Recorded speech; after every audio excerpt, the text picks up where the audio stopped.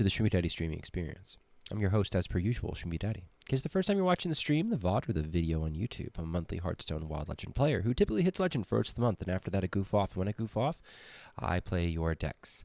And what I plan to do tonight is I plan to do the same thing that I usually do, Pinky, try to take over the world with viewer decks, but in the meantime, you will be privy to a Snarky set review. Now, I have been unwell the last couple days. I think I'm just getting over some RSV. Thanks, kids. So if I cough or if I sneeze or if I otherwise seem a little bit not myself, my bad. I'm still working my way back. Also, chat is not visible to me right now, so if you're screaming at me in chat, that's fine. I'll find out later.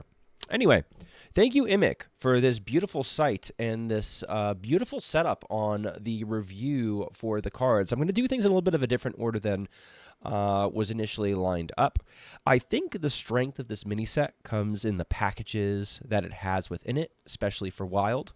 So the first thing I'm going to do is I'm going to look at the most busted card that we have first, Kerrigan, Queen of Blades. This is Golganeth for Death Knight, Demon Hunter, Hunter, and Warlock. I think you have to come up with reasons. It's a card that looks so good to me. You have to come up with reasons why to not run it in the deck as opposed to reasons to run it in a deck. For example, since she prints two Brood Queens, she's going to get you a lot of value. I could see as far as like Demon Hunter goes, maybe you don't want that in, let's say, Questline Demon Hunter, for whatever reason, right? But like maybe you do because you want the board clears, but maybe you don't because you have hand space issues in that deck traditionally. Maybe you don't want this in some Warlock deck. Maybe you don't want this in, let's say, I mean, you probably do want it in Questline Hunter now that I think about it, but it does reset your hero power to 0 if you're not careful. My point is she's cracked. She's busted. I think she's going to be wild power level and she'll be fine. The fact that the Brood Queens get you the larvae, and the larvae can hit any of these minions. Are some of these minions low rolls? Sure. Some of these minions look pretty good to me. Viper wouldn't be bad generated. Infester wouldn't be bad generated. Lurker wouldn't be bad generated. You get the idea. She just seems like a pile of value, and an AoE and heal for 5. I mean, I think if you're making a Reno deck in these classes, you think about it anyway. So, very good card. Probably the best card of the mini set as far as Wild goes. Zergling, I've seen people drool over this card going into Hunter in like a Shafar Hunter as a second copy of Whoppertinger. Seems strong to me. Brood Queen, we've already gone through the possible options. Like, it's a small pool, so options are, if you don't like what the larvae turns into, chances are you're going to, like, I don't know if it's a Shifter Xeris where you wait and then it turns into the thing and then it stays the thing, or it's like Shifter Xeris where it's like it's shifting every turn. I'm guessing it's shifting every turn. If it's shifting every turn, this is actually pretty decent because even if you get like a Spine Crawler and you really don't want a Spine Crawler, you could wait a turn and you'll get something better. So, decent minion to me. At 5 health, it's just never going to die. It's just, I am struck by how some of these Zerg minions are just going to stick on the field. Lurker and Brood Queen in general, I think, are just going to stick there. AI for Zerg, but better because it causes a discount. Oops. Spawning pools. Great in that, again, that Shafar Hunter type deck where you're getting more Zerglings, you're getting more opportunities to keep passing down the Shafar bonus. Minions will get bigger and bigger and bigger. It's a 1-mana location. You can play it on 1. The fact that it has a death rattle where your Zerg minions then get rush at the end of the turn, or sorry, get rush on your turn, so that some of your big boys actually do get to impact the board, I think is fantastic. This is just a solid initial location. Looks good. So my first initial reaction to the Zerg packaging looks good, looks aggressive. I could see it working in some Wild decks. I'm not so sure about if we look at how useful is something like Infester, how useful is Viper in the classes that they're in. Death Knight wanting a 4-mana Does Death Knight want a 4-mana Dirty Rat that doesn't actually remove the minion that it pulls, right? Your other Zerg minions gain Reborn and attack it. It makes a lot of corpses. If you're playing a lot of Zerg minions, maybe that's okay. I'm a little skeptical of this in Death Knight. I think you might run it anyway for the disruption, but I'm not sure if it's completely worth. The Infestor is much more interesting to me. The fact that it's a permanent effect, you get +1/+1 for the rest of the game. You know, it's what's, oh my god, what's that card? It's Keliseth, right? It's Keliseth for Death Knight, but only for Zerg minions. But that's okay. Some of the Zerg minions are pretty good, especially because you have the Zerg minions that Death Knight exclusively gets that are little AoE pops themselves. That could be pretty good, right? So while we're talking about Death Knight, let's go check out Death Knight. See if I missed anything. Okay, it was fast to go the other way. Okay. Baneling Barrage. Get a 1/1 Baneling that explodes. If you control a Zerg minion, get another Baneling. So Baneling, Death Rattle. Deal damage equal to this minion's attack to all enemy minions. Cute little AoE. Just cute little anti-aggro AoE. If you can buff it, it's better. I think if you don't buff it, it's probably still fine, especially in a class that has Threads of Despair, even for Wild. It's better, obviously, in a pirate meta. We're not really in a pirate aggro meta right now, so this is not as good. But I don't hate this. And the fact that you can then buff, you know, there's a couple cards you can play that can buff their stats so that you can make it 2 AoE or 3 AoE instead of 1 AoE, especially in a class like Death Knight that really likes passing Death Rattles with Death Growl to other minions or also giving Death Rattle minions Reborn. I think this is not a terrible card. Lurker seems really cool. After a friendly minion attacks, deal 1 damage to a random enemy, or 2 if your minion's a Zerg. This is like never leaving the board. It's a 2/6. It's fucking massive. And when it attacks, it counts. So it's going to deal an extra 2 damage someplace to a random enemy. Sometimes that goes face, sometimes that doesn't. I think if we were still playing Pirate DH, you would consider playing this in Pirate DH if for no other reason that it's just more damage. You drop it down, you already got a swarmy board, and this just continues to help you pile on that swarm. You wouldn't think twice about it in the same way you wouldn't think twice about dropping Field of Strife in that deck. Deck barely had enough cards to fill out 30 cards anyway. I don't think this is completely beyond the pale as including in a swarmy deck like that. Mutalisk sucks. I'm sorry. The health, it's not sticking around very long. The effect is kind of neat. I'm sure it's very flavorful. I think this card sucks. It's too slow. It doesn't have rush. This can give it rush. Your Zerg minions have +1 attack and rush.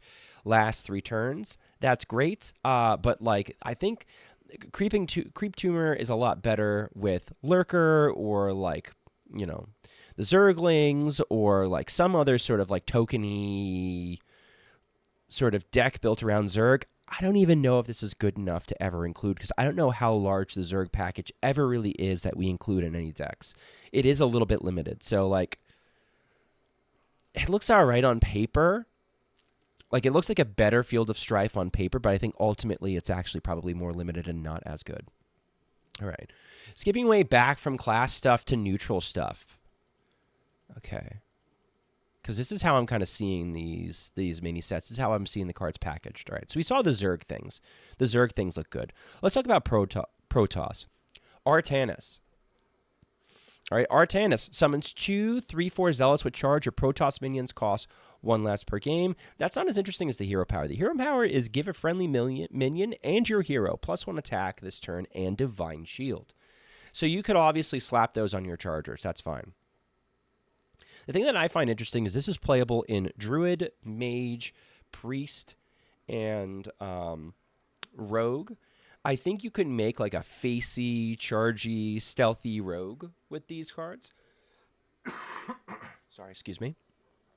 Like there might be like a fun like face rogue that you could kind of come up with burn cards and some of the other Protoss cards. You could mix those in. I think that could be kind of fun. I think mostly I see this card and I see Questline Druid. In theory, this card should get upgraded by Cool Cat. I don't know if it's upgraded by Cool Cats right now. I've heard rumors that it wouldn't be on release, but would be after a hotfix or a patch or something, because it does say +1 attack, and Cool Cat says your hero power does +1 attack. So imagine slapping +5 attack on your hero and a minion. This could be a very good card. Also, it costs 7, but as a lot of the Protoss things go, it doesn't have to cost 7.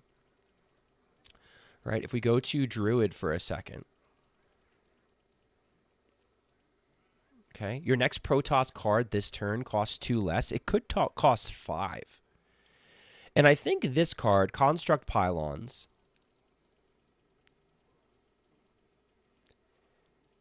and Artanis, where are you? And Artanis, and Chrono Boost, all kind of find themselves as a 5-card package into Questline Druid. Is that a significant upgrade in Questline Druid? It kind of is. We're usually scrambling to figure out what the last couple slots in that deck look like.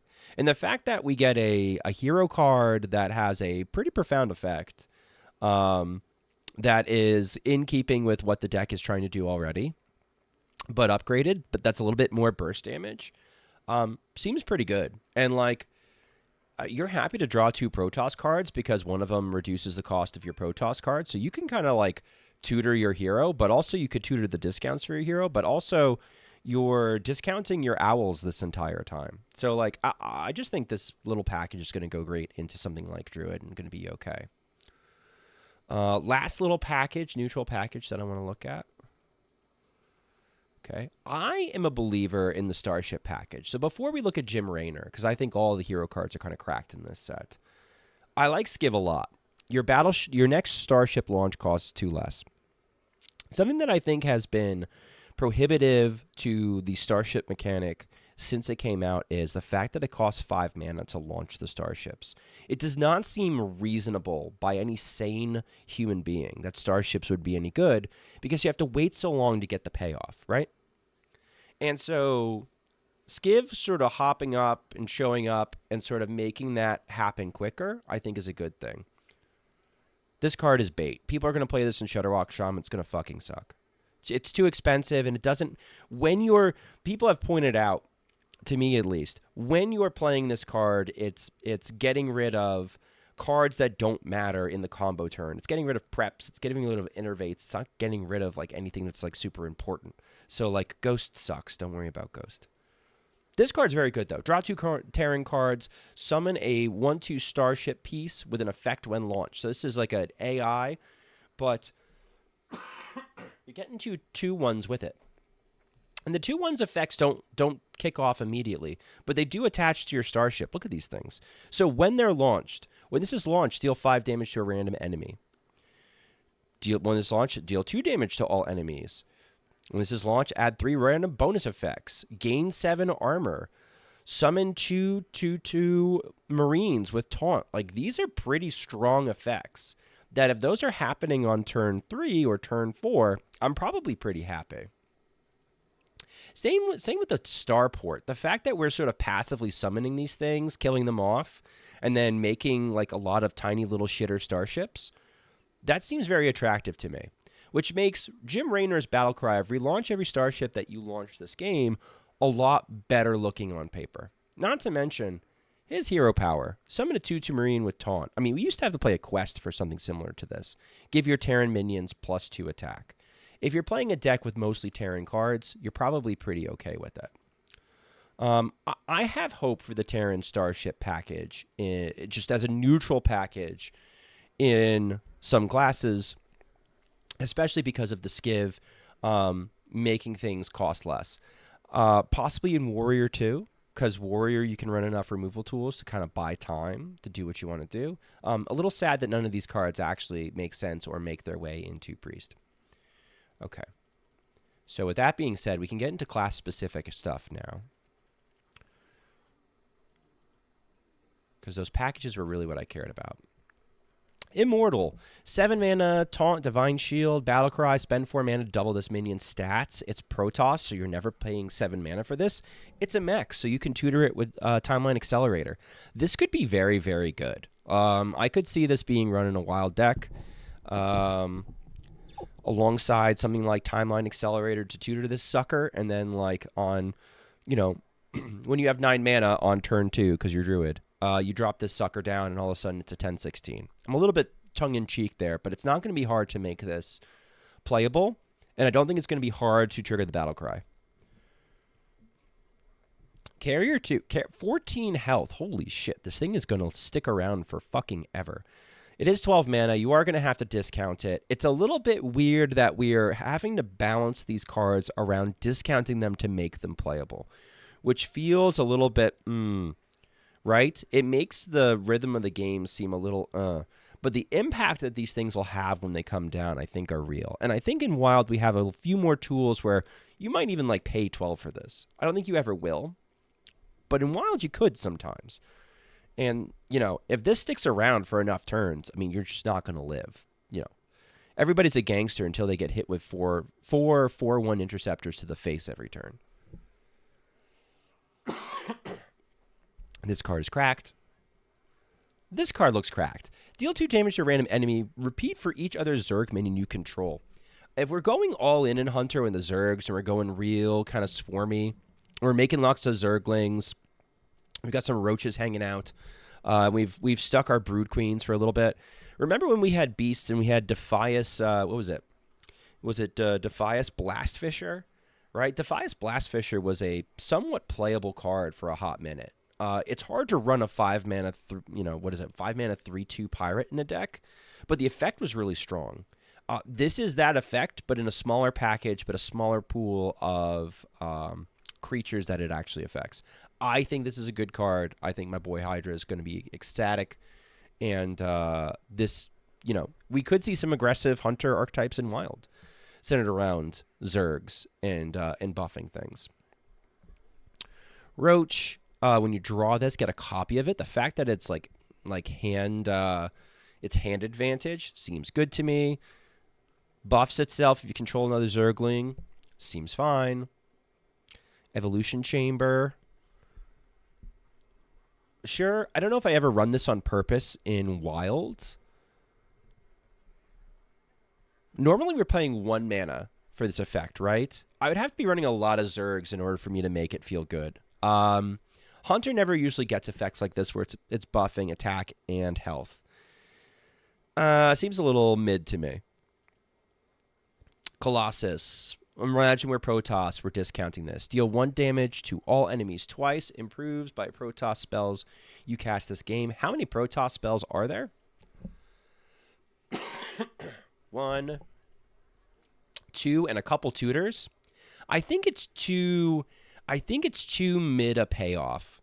I think the payoff is just like not there for this being worth. Am I going to lose to it? Sure. Oh, it shows us all the stuff. Protoss cannon. So there's 1, 2, 3. Can't run this. Wait, 1, 2. So realistically, there's 1, 2, 3, 4 spells you can run in your deck. So this is Battlecry deal 8. 4 twice. I'm just not seeing it. Well, I guess 16. It could be up to 16. I think it's too expensive. I think it's too slow. It's a mech. You can discount it further, but like, And the stat line is crazy. Like, I get that it's like super offensive, but like you're gonna remove it with a stiff breeze or a swipe. Resonance Coil, deal 5 mana to get a random Protoss spell. Yeah, sure. Okay. So that maybe you get one of the good ones, and that makes this better. I don't see it. Shield Battery, gain 6 armor. Your next Protoss spell costs 2 less. Any Shield Battery into Rewind into Shield Battery enjoyers on turn 4? Sick little 4 armor, gain 4 mana, gain 12 armor. I could see this in Hostage Mage. Especially if you delete block. Let's say, like, magically, the devs decide they're going to delete block. This is the way you get around, like, losing block. You lose block, but you stick in the Shield Battery package. You stick in Ice Barrier. You work on getting armor as much as you can. And I think largely the deck will find itself being, again, not as effective as normal, but like you don't kill it. The deck's still going to be around, even if you delete block entirely from the game and you completely change its effect, which is something to consider about the mage class in the long term. Luckily, it's got a low play rate, so it's like, when's it going to get touched? Probably never. Until it becomes so obnoxious and has such a high play rate that it needs to be. Helion, your other minions have +1 attack. Transforms if you launched a Starship this game. It transforms into your other minions have +2 attack and rush. I think this minion is disgusting. The fact that it's a mech means we can tutor it, we can cheat it. You already saw the small Terran package where we can make tiny little shitter ships and we can knock them out and we can have them come on out. No, I think Helion's really good. 2+ attack and rush. So this sticks on the board, and now every tiny token that you make, or anything you call to arms out, or anything that you summon in any way, has 2+ attack and rush. That's a pretty powerful effect, right? This sticks on the field. You drop mustard for battle, and that's like, that's 3 mana, 3 1s with rush. And a weapon. Like, I think you could see some janky archetypes built around this sucker. I think it's really good. Ultra Capacitor. Gain +1/+1 for each other friendly minion. Also triggers on launch. It's a Starship piece. It's a mech. That's the other thing that's kind of... It's hard for me to evaluate what some of these Starships and these Starship pieces. They're also mechs. So we can magnetize stuff onto the Starship after it launches or before it launches. Something to consider. I think this is really good. I think this is going to be really good, especially just in the stack of the Starships in a nice swarmy deck. I'd be surprised if this totally sucks. 2 mana is not that expensive for something like this. I think I wouldn't be shocked if after the mini set there's some sort of like Paladin mech deck that sort of bangs around. Summon 2/2 Marines with Taunt. Your next Starship launch costs 2 less. That seems really good for me. Again, I'm looking to further discount my Starships. I want to make a lot of tiny little Starships, and I'm basically have a nice stall card that makes 2/2 Marines with Taunt. And oh, by the way, it's only 3 mana. This seems like crazy value to me. Salvage the Bunker seems really good. Mothership, Battlecry, and Death Rattle get 2 random Protoss minions. Seems like a meme card. Might be kind of fun in Big Priest if Big Priest was a real card. It's not a real deck, but it's not. It is Protoss, so we are always constantly discounting this thing. But it's like a late game taunt, which is like, So like unless you're going to cheat it out, I don't really see it making much of an impact. Summon a copy of a friendly Protoss minion if it takes double damage. Is there anything like combo-y we can do with this shit?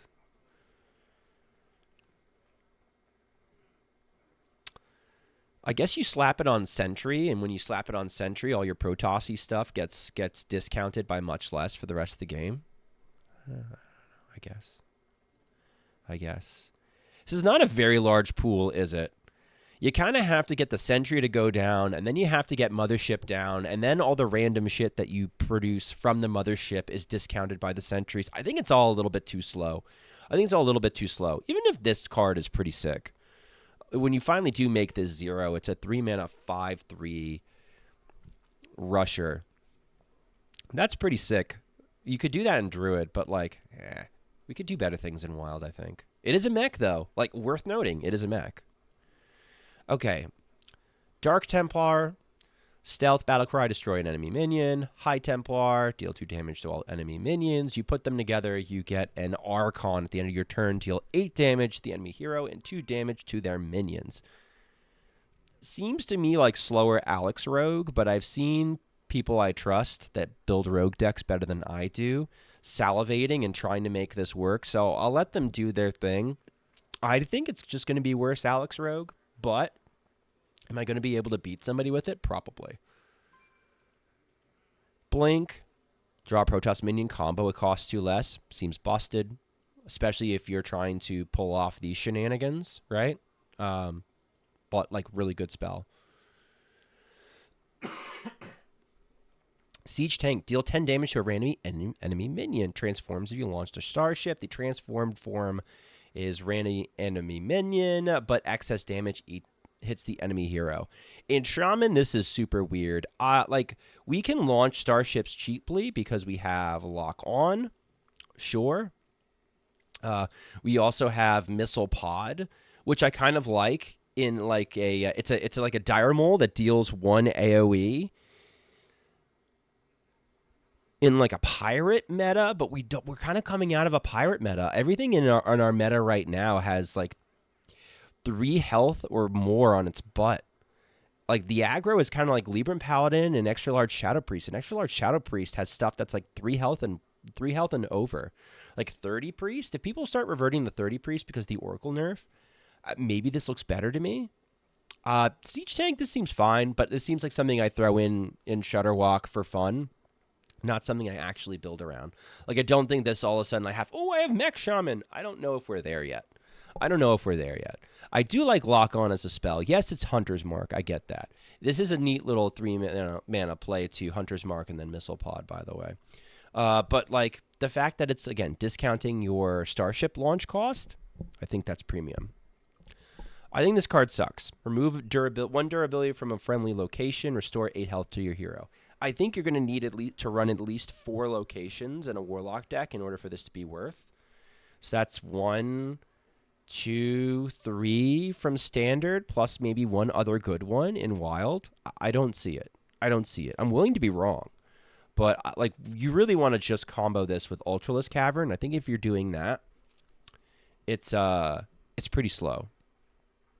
Ultralisk Cavern in a pirate meta, I don't necessarily hate, but 3 charges is a long time. So, like, maybe, if you're lucky, on 4, you can summon an 8/8 with Rush. Maybe. Doubtful. I am not going to hate on Spinecrawler as much as other people. Some people look at Spinecrawler and they're like, this card sucks. It's a lot of stats for 2 mana. It's a 2 mana 1/6 taunt. That soaks up a lot of damage. If I'm a slow Warlock, I sniff this card. I don't know if I ultimately play it, but like, I don't think I poo-poo it as quickly as other people poo-poo it. Thor, I don't want to talk about yet. Yamato Canyon. Starship Piece. Battlecry. Destroy a random enemy minion. Seems good. Also trigger on launch. Also seems good. Make small shitter starships. Deal 5 damage. Transforms if you launch the starship this game. Deal 5 damage. Repeat at a random enemy for each starship you've launched this game. And again, Warrior also has, Sword and Board, but upgraded. Deal 2 damage. Gain 2 armor. Your next starship launch costs 2 less. This can go face, by the way. So, like, you know, we could play some, like, Malygos. We could do some Malygos Warrior if you really want to. I think the Starship stuff is going to be okay. I think the fact that we're launching them earlier, we can get value from them quicker. It's kind of cool. And I think Thor is kind of cool as a double payoff, too. It's a mech. We can discount it. We can slap a brand on it. I think this could be kind of fun. Oh, Grunty. Oh, baby boy. Oh, boy. Grunty. Oh, Grunty. This is our diamond card for the set. Okay. All right. The card that we are comparing this to most often is, what is it? It's Sneed's Goliath, which is an 8 mana 8/8 that like shoots 8 damage, like 4 2 damage increments at distributed however you want on the board. The difference is Sneeds is always leaving behind an 8/8. Grunty is leaving behind maybe 4 Morlocks, maybe much less. The difference between Sneeds and I think Grunty is Grunty, we have better tools to cheat him out. We have Sea Devil, we have Vilefin, and we have Scargill. I could see him in like a control-y, Murloc-y, clear the board until you build a board of Murlocs, and then every fin, and then go face kind of deck. Is that a good deck? No. Do I put this anywhere near my Shutterwalk Shaman? No. Do I play this in Murloc as a payoff for Sea Devil? Yes. I think this is like worse Gigafin, but it's still like Gigafin redundancy. Do I think this is a good card? Not particularly. For 8 mana, it's super expensive. I think if you're finding a way to pay less mana for it, great. I think it's probably cracked in Arena, though. But I'm looking at, like, the stats for, like, things that are in Standard and things that are in Wild. And, like, the average Murloc when it comes out is a 2/3. Odds of it sticking on turn 8 if you're playing this for value are pretty slim. So, like, nah, not for me, dog. Is that it? Talked about everything. Brood Queen we already talked about was cracked. This seems good. We didn't talk about this. Sure. Seems slow and weird, but we could probably do this in Druid. Deal 3 damage. If this kills a minion, your Protoss minions cost 1 less per game. This seems much better. The fact that it's dealing 3 damage is very encouraging. It's a nice breakpoint for Wild right now. So I'm going to say this is okay and kind of playable if it's in a deck that you care about playing it. Like, Rogue probably likes it.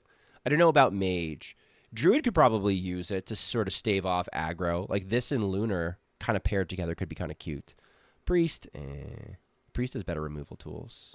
Ghost, we said, sucks. That's it. I think that's the whole set review. So I'll say this for the set in general. I think the packages themselves can find little places in Wild. I think especially this card looks absolutely cracked, but I think all the hero cards look kind of busted. I think where the mini set is going to struggle is, and this is a sentiment that a lot of people have expressed, is it feels very set specific. This mini set is not going to age well. There aren't going to be, like, we aren't going to be playing with Starships 2 years from now, probably. Right? Not unless we're memeing. We aren't going to be playing with Zergs 2 years from now, not unless we're memeing. This card, untouched, might be around for a while, but like the individual packages and pairings that the cards are meant for are not going to be good enough as the sets move on. And so if the term is parasitic, so how you know, how good or bad is it to have a mini set that is this dependent on expansion specific mechanics? I think it's a tough line to follow. It's hard to just say, well, some people just go, whoa, we'll just print good cards, forehead.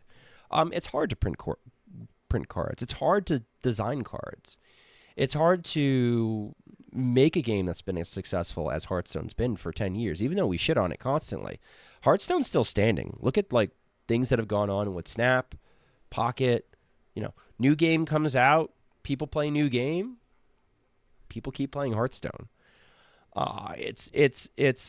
It's hard to, it's a lot easier to sort of sit in an armchair and just sort of say, hey, yeah, I would do things differently, but it's different to execute it. So how do you balance, like, good card design that's going to stay as a good card design for a long time and contribute to the game for a long time versus making a set feel unique and on theme? And I think they went more for making a set feel unique and on theme on this point, and I think that's the right call if they're doing it for StarCraft. If they just printed a bunch of, like, blanket decent cards with a StarCraft feel, and we were just playing with StarCraft cards for, like, the end of time in Hearthstone, it might feel a little weird. Having a crossover event now, but the crossover is a crossover, but it's a little bit more temporary in power level, I could see the logic in that.